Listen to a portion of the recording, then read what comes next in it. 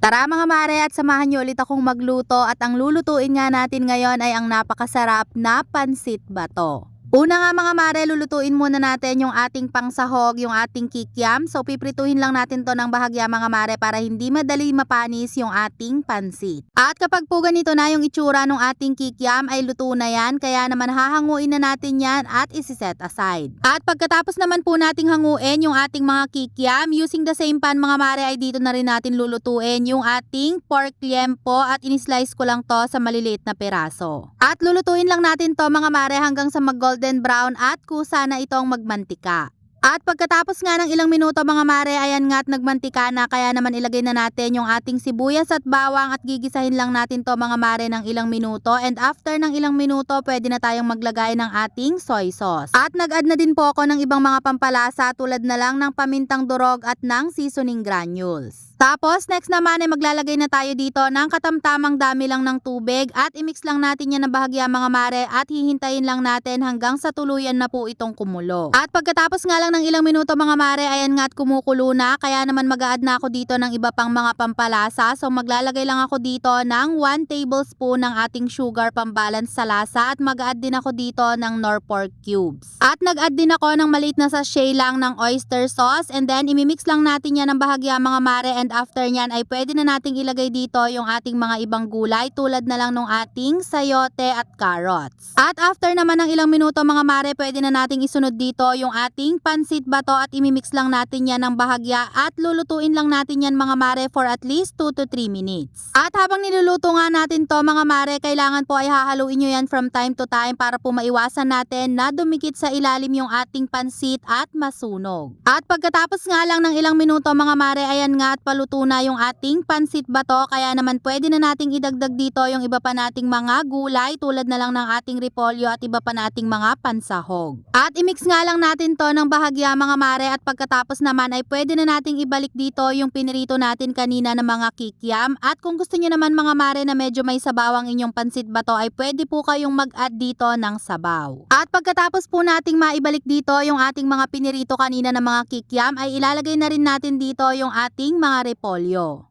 At after naman po nating mailagay yung ating mga repolyo ay lulutuin na lang natin ito for at least 2 to 3 minutes o hanggang sa medyo maluto lang yung ating mga repolyo, and after nyan ay pwede na natin itong iserve. At ganun lang kadali mga mare, at meron na tayong napakasarap na pang merienda na talaga namang perfect na perfect ipares sa coke at pandesal. So hanggang dito na lang mga mare, thank you so much for watching, keep safe and God bless!